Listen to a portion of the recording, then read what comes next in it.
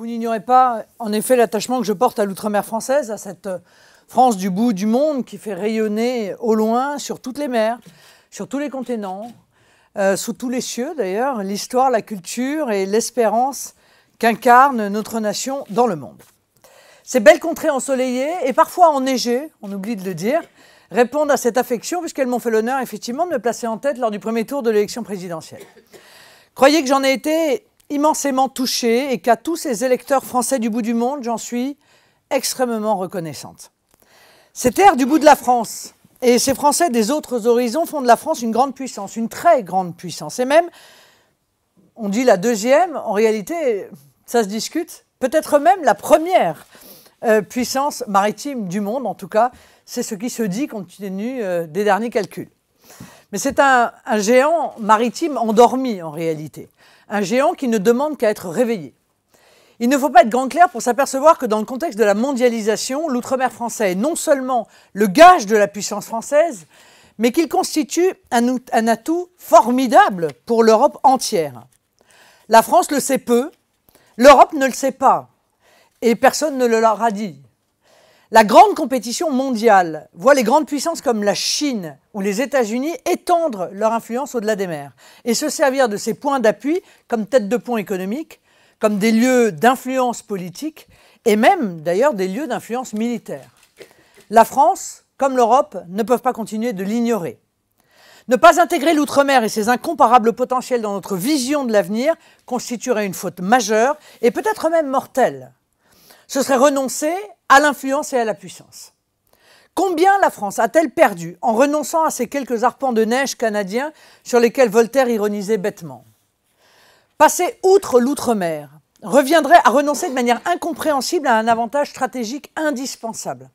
Ce serait aussi d'ailleurs se condamner à perdre la bataille économique que nous impose la mondialisation, tout particulièrement au moment où le Brexit nous prive de l'ouverture sur la grande famille du Commonwealth.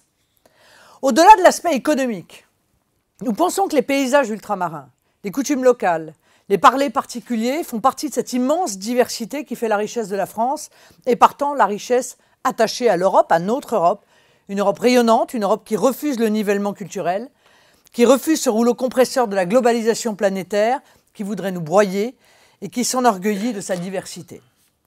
La France ultramarine se place naturellement au cœur du projet de l'Alliance européenne des nations, portée par la liste du Rassemblement national, conduite par Jordan Bardella. Pour marquer cette priorité politique qui est la nôtre et notre volonté de porter le message de l'outre-mer au Parlement européen, au moins 5 personnes issues ou liées à l'outre-mer, dont 3 seront en position éligible, figureront sur la liste du Rassemblement national. Notre projet soutiendra avec force le caractère légitime et inaliénable de la présence française en outre-mer. Doit prévaloir le principe selon lequel la solidarité de la coopération européenne doit jouer pleinement avec l'ensemble de nos territoires français d'outre-mer.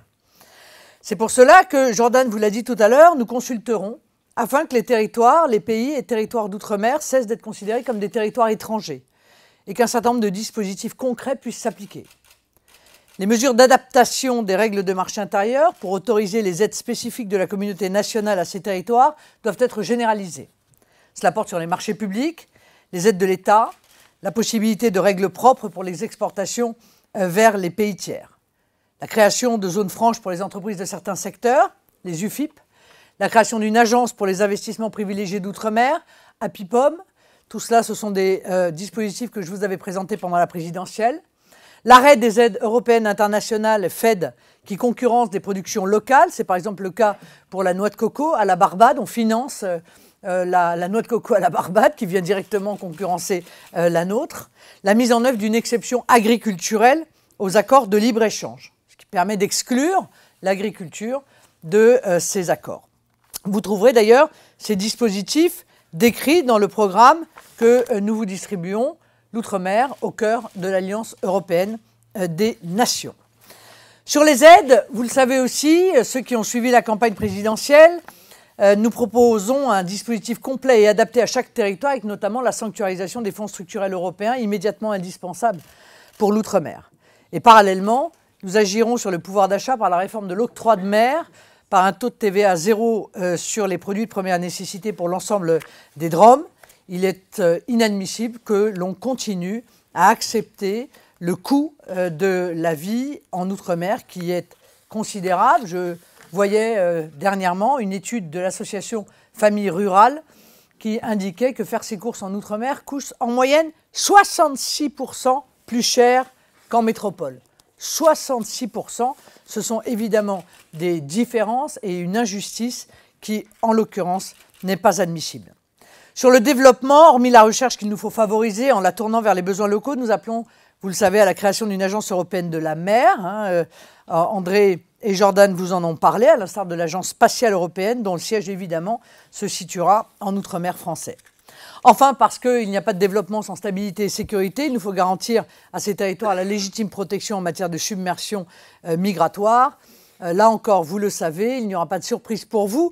Nous devons retrouver la maîtrise de nos frontières nationales et les moyens de Frontex doivent pouvoir être déployés en complément de l'action de l'État et à sa demande. Vous le voyez, notre projet européen pour l'outre-mer français est à la fois ambitieux, réaliste et prospectif. Une délégation composée de Jordan Bardella et André Rouget se rendra sur place pour le présenter avec Christiane, qui sera tout particulièrement chargée, une fois élue, de porter ses revendications au Parlement européen. La politique européenne de l'outre-mer et de la mer que nous entendons promouvoir permettra de retrouver un espace de sécurité face aux assauts migratoires, de développer les économies locales dans le respect d'une concurrence loyale, notamment en sécurisant les zones économiques exclusives, de sanctuariser les aides européennes aux Outre-mer et de faire de la France le moteur d'une véritable puissance maritime européenne. C'est un beau projet, un projet que je suis fière et heureuse de soutenir.